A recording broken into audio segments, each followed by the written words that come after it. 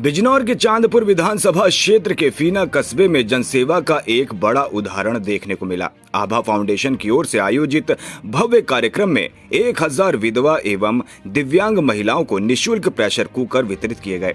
बताया जा रहा है कि क्षेत्र में पहली बार इतने बड़े स्तर पर इस तरह का वितरण कार्यक्रम आयोजित किया गया। कार्यक्रम के मुख्य अतिथि सांसद सदन चौहान ने आभा फाउंडेशन के सेवा कार्यों की सराहना करते हुए कहा कि जरूरतमंदों तक सीधे सहायता पहुंचाने वाले ऐसे प्रयास समाज के लिए प्रेरणादायक हैं।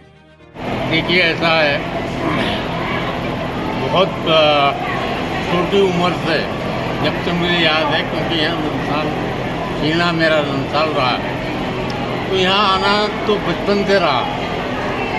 अब थोड़ी व्यस्तताओं के कारण और मेरा क्षेत्र बदल जाने के कारण अब मैं धामपुर से चुनाव लड़ता हूँ तो थोड़ा कम समय दे पाता हूँ। और पिछली बार जहाँ तक ये कुकर वितरण का सवाल है, खाली कुकर वितरण ही नहीं, आपने देखा होगा और भी बहुत सारे सामाजिक कार्य आभा फाउंडेशन के द्वारा किए जाते रहे हैं। चाहे वो साइकिल वितरण हो, चाहे आँखों का कैंप वगैरह लगाया गया हो, या अन्य कार्य। ये एक्चुअली मैं तो ये कहूँगा कि कहीं ना कहीं ये संस्कार हमें अपने स्वर्गीय पिताजी मास्टर हरि सिंह से और अपनी माता ही शांति देवी से। तो सरकार के द्वारा विधवा और वृद्धा महिलाओं के लिए क्या कौन कौन सी योजनाएं चल रही हैं?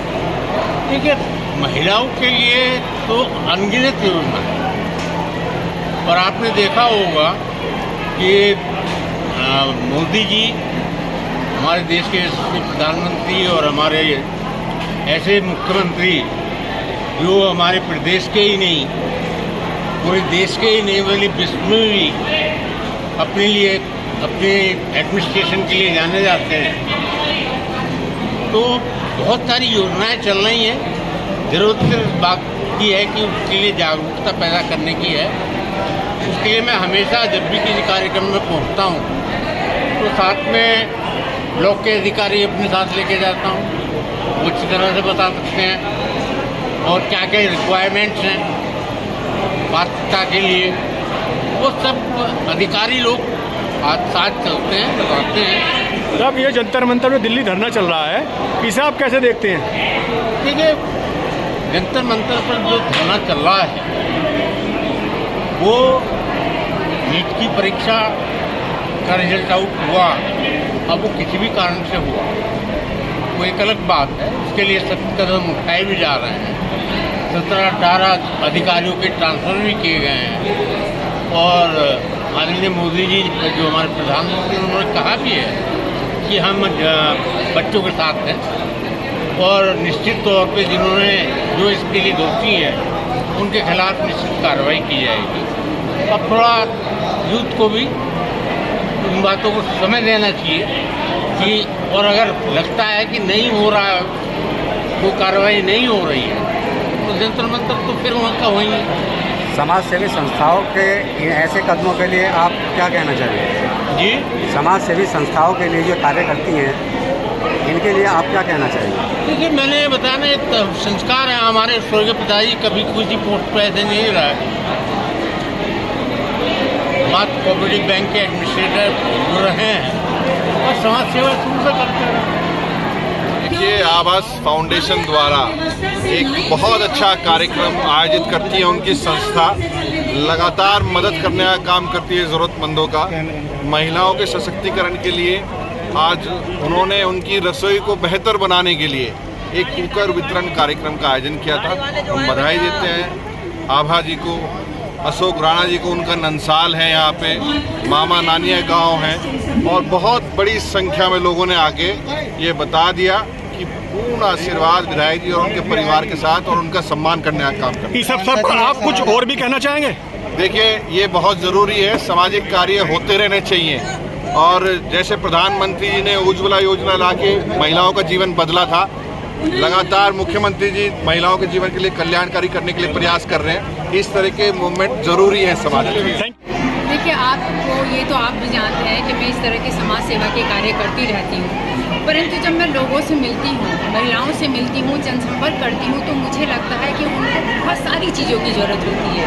सबसे बड़ी ज़रूरत उनकी ये होती है, देखिए पैसा या कुकर वितरण करना या बाकी चीज़ें करना तो है ही, लेकिन मुझे लगता है सबसे ज़्यादा ज़रूरत है उनके आत्मसम्मान की, उनकी सुरक्षा की, और उनको एक ये विश्वास दिलाने की कि भाई आपके साथ कोई एक ऐसा व्यक्ति खड़ा है जो कभी भी किसी भी ज़रूरत के समय आपके साथ खड़ा रहेगा। मेरा आज भी यही उद्देश्य था कि मैं अपनी बहनों को ये विश्वास दिला सकूं, या मैं जितना भी महिलाओं के लिए कार्य करती हूँ कि मैं हमेशा आपके साथ हूँ, आज हूँ, आगे हूँ और हमेशा उनके साथ खड़ी हूँ। मैम, पात्रों की सूची किस तरह से तैयार की गई है?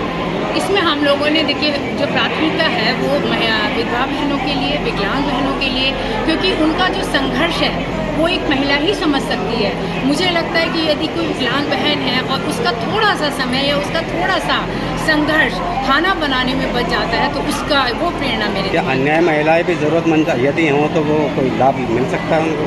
अभी तो सिर्फ देखिए विधवा बहनों के लिए और विकलांग के लिए रखा है, लेकिन बहुत जल्दी मैं जो ज़रूरतमंद बहनें हैं जिनको ज़रूरत है, जो आर्थिक रूप से कमज़ोर है, मैं बहुत जल्दी उनके लिए भी इस कार्यक्रम। अच्छा, भविष्य में जो है फाउंडेशन की ओर आगे क्या तैयारियां हैं और क्या क्या कार्यक्रम होंगे? फाउंडेशन की अब जो सबसे पहली तैयारी है, लगभग अगस्त के महीने में एक कबड्डी वितरण का, युवाओं के लिए कबड्डी लीग का कार्यक्रम रखा गया है। उसमें पहला जो वो है पुरस्कार है वो 5 लाख रुपए है, दूसरा पुरस्कार 2.5 लाख रुपए है और तीसरा पुरस्कार 1.25 लाख रुपए है। अगर कोई राजनीति पार्टी आपको विधायक का टिकट देती है तो विकास के कौन से कार्य प्राथमिकता के आधार पर आप क्षेत्र के लिए करेंगे?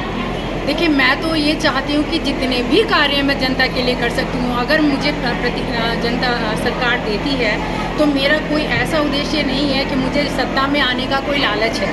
मेरा सबसे बड़ा उद्देश्य है कि जितनी भी मैं सेवा उनकी कर सकती हूँ, वो ज़रूरतमंद भाइयों की, बहनों की, वो मैं करूँ, चाहे कोई भी क्षेत्र हो। आगे क्या संदेश देना चाहते हैं? बस मैं यही कहना चाहती हूँ कि हर व्यक्ति को देखिए, ज़रूरी नहीं कि अगर आप पैसे के माध्यम से कोई सेवा करते हैं वही एक सेवा है। सेवा ये भी होती है यदि आप किसी दुखी व्यक्ति को हंसाकर उसका रक्त संचार बढ़ाते हैं तो वो भी एक तरह से रक्तदान है। तो आप किसी अंधे व्यक्ति को रास्ता पार कराते हैं तो वो भी एक बहुत बड़ी समाज सेवा है। Thank you ma'am. अपने तरीके से बहुत